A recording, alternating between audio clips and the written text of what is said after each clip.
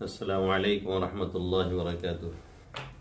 نئے سوال جواب کے سیشن میں آج حاضر ہوئی ہے، کسی وجہ سے کچھ تاخیر ہوئی، اس کے لیے معذرت۔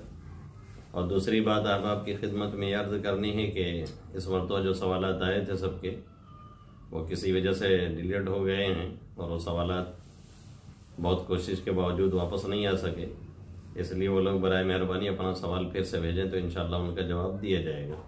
کوئی سوالات آپ کے بر وقت موجود ہیں، ان کا جواب دیا جا رہا ہے۔ آصف اقبال حلیمی روہتاس بہار سے پوچھتے ہیں، مفتی صاحب پوچھنا یہ ہے کہ قبرستان کی صفائی کے لیے قبرستان میں لگی جھاڑی کو جلانا کیسا ہے؟ مفصل جواب عنایت فرمائیں۔ اگر قبرستان کے ادھر ادھر ہے، یعنی اس کے احاطے وغیرہ میں ہے، تب تو مکروہ تنزیہی ہے، اور اگر قبر کے اوپر ہے تو جلانا مکروہ تحریمی ہے۔ بدفعلی بھی ہے اس میں، اور قبر والے کو تکلیف کا مسئلہ بھی ہے، اسی وجہ سے پکی اینٹیں لگانا بھی قبرستان میں منع کیا گیا ہے، تاکہ نیک فالی لی جائے اس سے، اور آگ وغیرہ دور رکھی جاتی ہے یہ سوچ کر کے کہ جہنم وغیرہ کی آگ اس سے دور رہے، اس لیے ایسا کرنا۔ اگر قبر پہ ہے گھاس تو مکروہ تحریمی ہے، اور ادھر ادھر ہے تو مکروہ تنزیہی ہے۔ رضوان عبداللہ آرن جونپور یوپی سے پوچھتے ہیں، مفتی صاحب پوچھنا یہ تھا کہ شیئر بازار میں پیسہ لگانا کیسا ہے؟ کیا اس سے جو بھی آمدنی ہوتی ہے وہ حرام ہے یا حلال؟ رضوان صاحب جب تک آپ تفصیل نہ بھیجیں تب تک کچھ اس کا جواب دیا نہیں جا سکتا ہے۔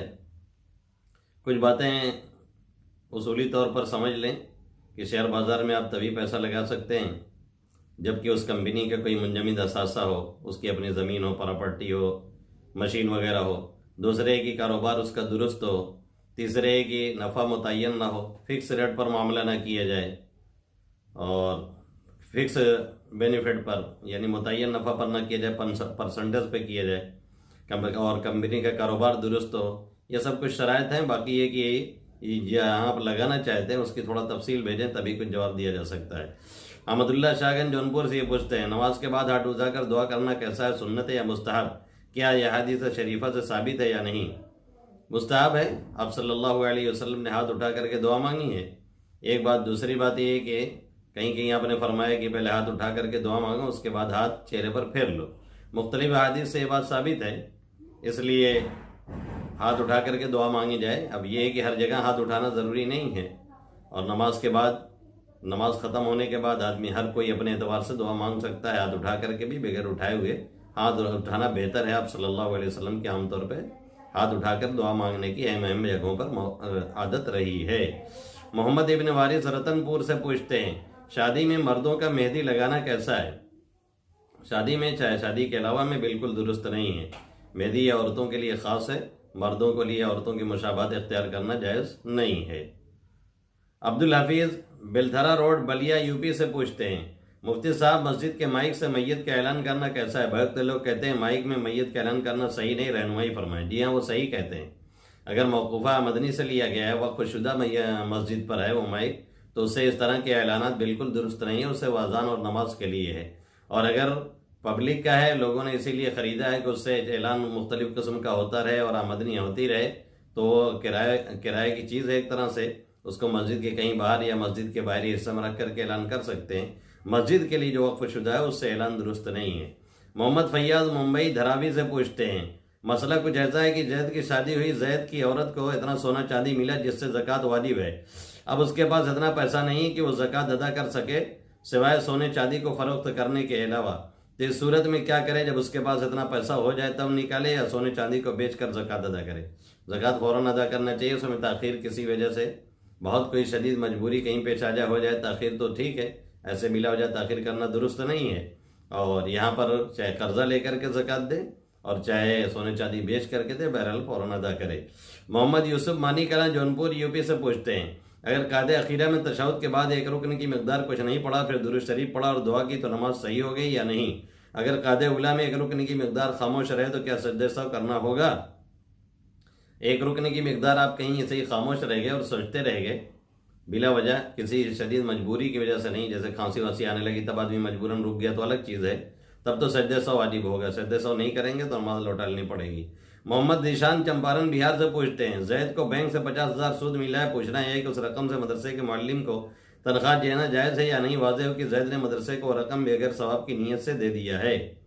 زکوٰۃ کا جو مسئلہ ہے، جو مصرف ہے، وہی سود کا بھی ہے، یعنی غریبوں کا وہ حق ہے۔ اب آپ نے مدرسے کو دے دیا ہے تو مدرسہ جہاں مناسب سمجھے گا تملیغ وغیرہ کے ذریعے سے یا جیسے بھی اس کو استعمال کرے گا۔ محمد فہیم پھول پور اعظم گڑھ یو پی سے پوچھتے ہیں، کیا پوتی کو اپنے دادا پردادا کے متروکہ مال میں وراثت دی جائے گی؟ اگر والد موجود ہیں تو ظاہر ہے کہ یہ پوتے پوتی تو محروم ہوتے ہیں، اسی طریقے سے چچا وغیرہ محروم ہیں، موجود ہیں تو بھی محروم ہوتے ہیں، ان کو تبھی وراثت ملتی جب کوئی اس طرح سے نہ ہو۔ باقی یہ کہ دادا کے فرائض میں سے اور چچا اور بڑے ابا کے بھی فرائض میں سے ہے کہ ایسے پوتی پوتی کے جن کے والد وغیرہ نہیں ہیں باقاعدہ رعایت کریں، ان کی دیکھ ریکھ کریں، یہ ان کے واجبات میں سے ہے، اور دادا جانے لگے تو کچھ وصیت وغیرہ کر کے جائیں، یہ ایک طرح سے ضروری ہے۔ محمد عادل شاگن جونپور یو پی سے پوچھتے ہیں، مفتی صاحب کیا نماز کسوف یا خسوف جو پڑھی جاتی ہے وہ مکروہ وقت میں پڑھنے کی اجازت ہے یا نہیں؟ نہیں، مکروہ وقت میں نماز جب مکروہ ہے، منع ہے، تو پھر کوئی بھی نماز نہیں پڑھی جائے گی اس وقت میں۔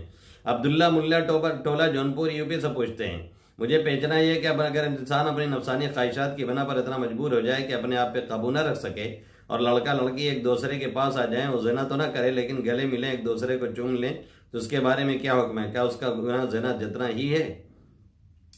زنا جتنا گناہ تو نہیں ہے، بہرحال یہ جس کو فقہا کی زبان میں دوائی وتی کہتے ہیں، ایسے ہی آدمی زنا تک پہنچتا ہے، اس سے پرہیز لازم ہے۔ اس کا مکمل گناہ تو زنا کا نہیں ہے، لیکن یہ بھی ایک طرح کا زنا ہی ہے، یعنی زنا کی طرف پہنچانے والی اس کی سب سیڑھیاں ہیں۔ یہ آپ صلی اللہ علیہ وسلم نے فرمایا آنکھ کا زنا دیکھنا ہے، ہاتھ کا زنا پکڑنا ہے، اس لیے اس سے پرہیز ضروری ہے۔ محمد سیف سرامیر اعظم گڑھ یو پی سے پوچھتے ہیں، اگر کسی شخص سے بھول گیا کہ اس کی ایک رکعت باقی، اس نے ایک سلام پھیرا تھا، ساتھ والے نے اس کو کہنی ماری کہ تمہاری ایک رکعت رہ گئی، وہ بھی نماز میں تھا، کیا کہنی مارنے والے کی نماز فاسد ہے یا نہیں؟ دیکھیں، اتنا ٹھنکیانے سے نماز میں کوئی اثر نہیں آئے گا، کیونکہ عمل کثیر نہیں ہوا ہے، اگر ہلکا سا آدمی پش کر دے تو۔ عبدالعظیم امبیڈکر نگر یو پی سے پوچھتے ہیں، مفتی صاحب اگر کوئی ہم یشرون کی جگہ ہم یشرون پڑھ دے تو کیا نماز ہو جائے گی یا نہیں؟ دیکھیں اب یہ کون سی جگہ ہے، اب آپ نے اس کی وضاحت تو کی نہیں۔ اگر ماں نافیہ ہے وما یشعرون اور انہیں اتنی سمجھ بھی نہیں ہے اور اس کی جگہ پہ ہم یشعرون پڑھ دیا تو ظاہر ہے نفی اس بات میں تبدیل ہو گیا، معنی بالکل بدل گیا، اس لیے نماز نہیں ہوگی۔ عبداللہ دھنباد سے پوچھتے ہیں، اگر کسی کے کمرے میں ٹی وی ہو تو اس کمرے میں نماز ہو سکتی ہے؟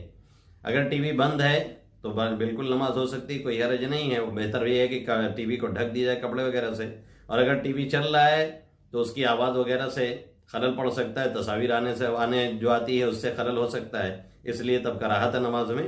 اور اگر یہ کوئی کمرہ اس طرح سے لاو لعب کے طور پر خاص ہے اور اس میں یہی سب خرافات ہی ہوتی ہیں تو پھر بھی اس میں نماز پڑھنے سے احتیاط کرنا چاہیے۔ محمد رضوان بستی یو پی سے پوچھتے ہیں، مفتی صاحب کیا ایک میت کے 2 جنازے اس طرح جائز ہیں کہ ایک گھر کے پاس ہو، دوسرا کچھ رشتہ دار نہ ہونے کی وجہ سے گھر سے دور جنازہ گاہ میں ہوا، کیا جائز ہے؟ بالکل درست نہیں ہے، ایک مرتبہ جنازہ ہوتی ہے، بار بار نہیں۔ اگر ولی نے نہ پڑھی اور اجازت نہ دی ہو تو وہ لوٹا سکتا ہے، اور اس کے ساتھ جو لوگ نہ پڑھیں وہ اس کے ساتھ پڑھ سکتے ہیں۔ باقی یہ کہ بار بار اس طرح سے جنازہ پڑھنا ہمارے یہاں درست نہیں ہے۔ مفتی صاحب اس سے پہلے سیشن میں ایک سوال آیا تھا، مفتی زار ولی خان صاحب رحمۃ اللہ علیہ نے فرمایا کہ حارث نام شیطان کا ہے، اس ویڈیو کی لنک یہی ہے۔ ارباز شیخ بیرکٹی اعظم گڑھ یو پی سے پوچھتے ہیں، ہر ایک نام رکھنا کیسا ہے؟ مفتی زار ولی خان صاحب رحمۃ اللہ علیہ کی زبانی سنا فرما رہے تھے کہ روایت میں حارث شیطان کا نام ہے، وضاحت فرمائیں۔ جی میں نے ویڈیو سنی مفتی صاحب کی، اور جو باتیں مفتی صاحب نے کہی اس میں مشکات شریف کا جو ترمذی کا حوالہ دیا کتاب تفسیر کا، وہاں پہ تو یہ بات نہیں ملی۔ ہاں اور باتیں جو حضرت نے کہی ہیں کہ فلاں تفسیر کی کتاب میں وہاں حاشیے پہ ہے اور علامہ شبیر صاحب کے حاشیے پہ، تو وہ باتیں صحیح ہیں، لیکن اس کا جواب علماء نے یہ دیا ہے کہ یہ شیطان کا نام تب تھا جب وہ راد درگاہ نہیں ہوا تھا، اللہ کے دربار سے بھگایا نہیں گیا تھا، تب نام تھا، یعنی جب وہ ٹھیک تھا تو نام بھی ٹھیک تھا۔ اور اسی طریقے سے آپ صلی اللہ علیہ وسلم نے جو ایک حدیث میں فرمایا کہ سب سے سچا نام حارث ہے، تو یہ حدیث بھی حسن اور بہتر ہے، مشکات شریف کی روایت ہے، اس لیے اس حدیث کی روشنی میں اسے نام رکھنے میں کوئی حرج نہیں ہے۔ سوال جواب کا لائیو سیشن پورا ہوگا۔ السلام علیکم ورحمۃ اللہ وبرکاتہ۔